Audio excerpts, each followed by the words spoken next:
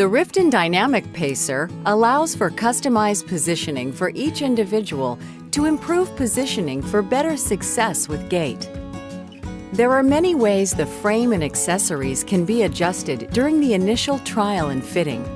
Set aside time to determine the best settings to improve positioning for better success with gait.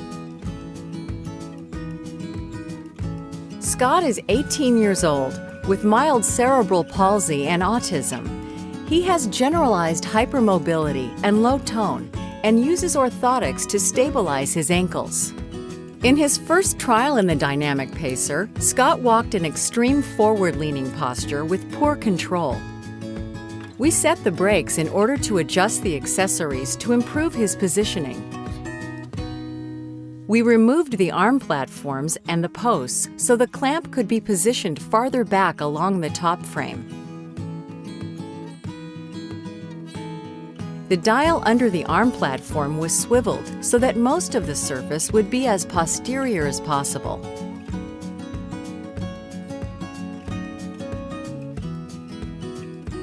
The post is now placed to point inward. Each arm platform is positioned so it angles upward.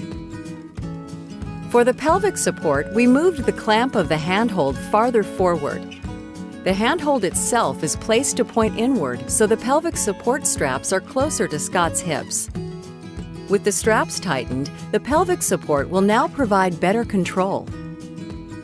We engaged the swivel lock on the rear casters and set the drag with increased resistance to help Scott gain better control of the frame while walking.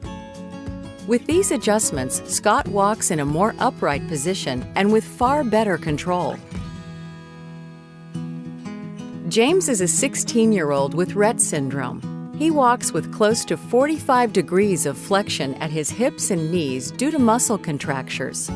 His fixed upper thoracic kyphosis also contributes to a very crouched gait.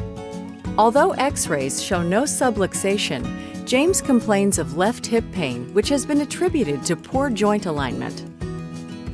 James had been using the hip positioner and thigh prompts. We removed these in order to use the new multi-position saddle. The MPS attaches to either upper frame on the Dynamic Pacer. The MPS is ideal because it can be lowered independently to enable easier transfers.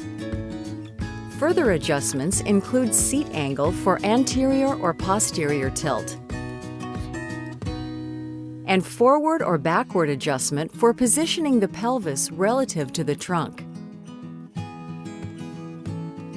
Finally, the hip corral can be adjusted in depth and height to accommodate different body shapes.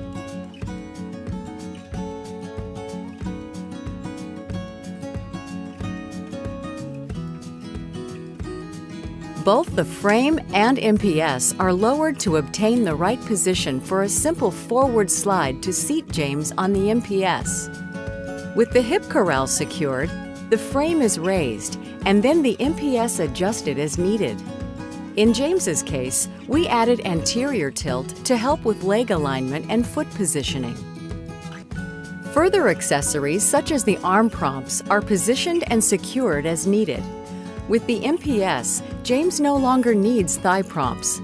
He walks with significantly less crouch, taking steps more easily and without hip discomfort. Reuben is 16 years old and has global developmental delay. He has had multiple surgeries for soft tissue releases and a left hip reconstruction after dislocation. Due to high tone, he continues to have significant contractures at the hips, knees, and ankles, and internally rotated legs. Without a device, he cannot walk. In the Dynamic Pacer, Reuben uses the chest prompt since he tends to lean forward as he tires. We observed that his feet were behind him, causing him difficulty with his gait. In addition, the upper frame was too low, contributing to his crouched gait. The free swiveling movement of the casters also made walking difficult. By raising the upper frame, we could decrease the impact of his contractures on his gait. For Reuben, moving the MPS into a posterior tilt will help to bring his legs and feet forward for better alignment for walking. We decided to use the swivel lock on the front casters, stabilizing the frame but allowing Reuben's therapist to still guide the direction of movement from behind. We repositioned Reuben's arms in the forearm prompts and he was ready to go. The results are fabulous. Reuben is achieving a typical walking pace.